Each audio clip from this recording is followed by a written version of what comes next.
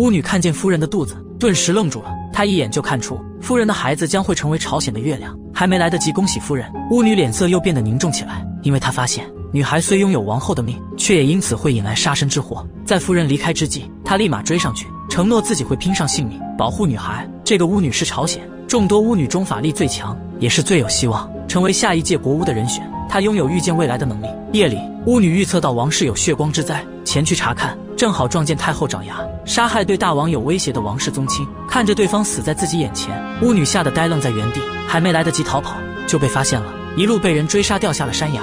正在生命垂危之际，遇上了夫人才保全性命。可在回城的路上，巫女又被前来的官差以谋逆罪抓捕入狱，并被判处极刑。临死前，她委托同为巫女的闺蜜帮自己守护夫人的孩子。她告诉朋友，她从女孩的身上看到未来的朝鲜将会出现2个太阳2个月亮。闺蜜立马询问女孩叫什么，可巫女也不知道。两人在卫兵的催促下，只能就此诀别。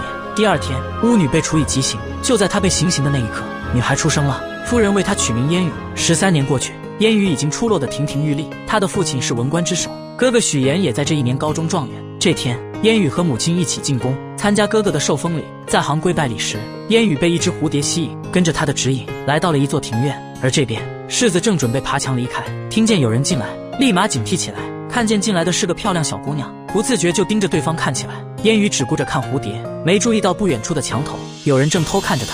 他跟着蝴蝶转过身，看见趴在墙头的世子，四目相对的瞬间，两人的命运也由此开始纠缠。世子看得出神，一个不注意，从梯子上掉下，摔在了烟雨的身上。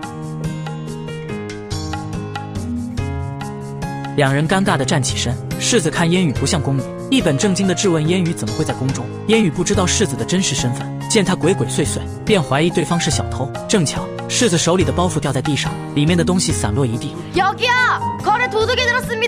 世子害怕引来侍卫，赶紧拉着烟雨跑路，在宫中穿梭好久，终于甩掉了闻声赶来的侍卫。看见侍卫就跑，这更让烟雨怀疑世子的身份，立马就要去找禁军侍卫。为了缓住烟雨，世子只好坦白自己是来找哥哥的，因为自己是嫡子，哥哥是庶出，父亲害怕哥哥影响到自己的地位，便将哥哥赶出家门。世子责怪自己无能，保护不了哥哥，这让烟雨顿生同情，在世子面前狠狠吐槽了国家的嫡庶制度。出宫时，世子让侍女给烟雨送了一封信。回到家后，烟雨立马打开信件，上面赫然写着卯生有死画圆书方，卯时出生有失死亡，画出来是圆的，写出来是方的。烟雨想了半天都没一点头绪，于是跑到院子里写画画，突然明白这是日的意思，日画出来是圆的，写出来是方的。正要高兴时，烟雨突然愣住了。在朝鲜日代表太阳，那不就是小世子吗？回想起今天自己说了不该说的话，他吓得瘫倒在地上，害怕因为自己的一时放纵为家族带来灭顶之灾。女孩阴差阳错成了世子妃的热门人选。这天，烟雨入宫时，在宫门口碰见了当朝国务大人，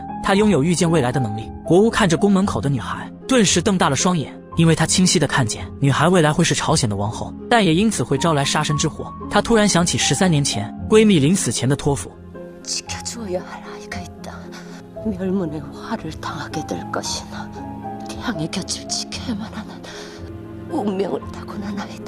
正在此时，另一个女孩从轿子中走出，国务又看见女孩身上的黑色光芒将会遮盖月亮的光芒，成为交房殿的主人。三人一起进宫拜见太后娘娘。两个女孩在偏殿等候，烟雨觉得有些尴尬，便上前和女孩搭话。这个女孩正是尹力潘家的女儿尹宝静。宝静的父亲和烟雨父亲在朝中是死对头，看见烟雨和自己搭话，宝静本来不想理会，可突然想起父亲的警告。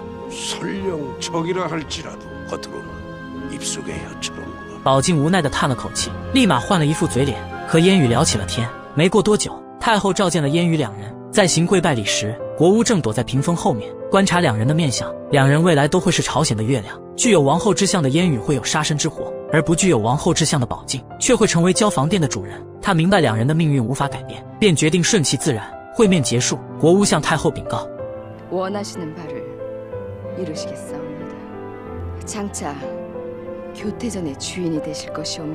离开太后寝宫后，国务面色凝重，看着天上的太阳，感叹命运弄人。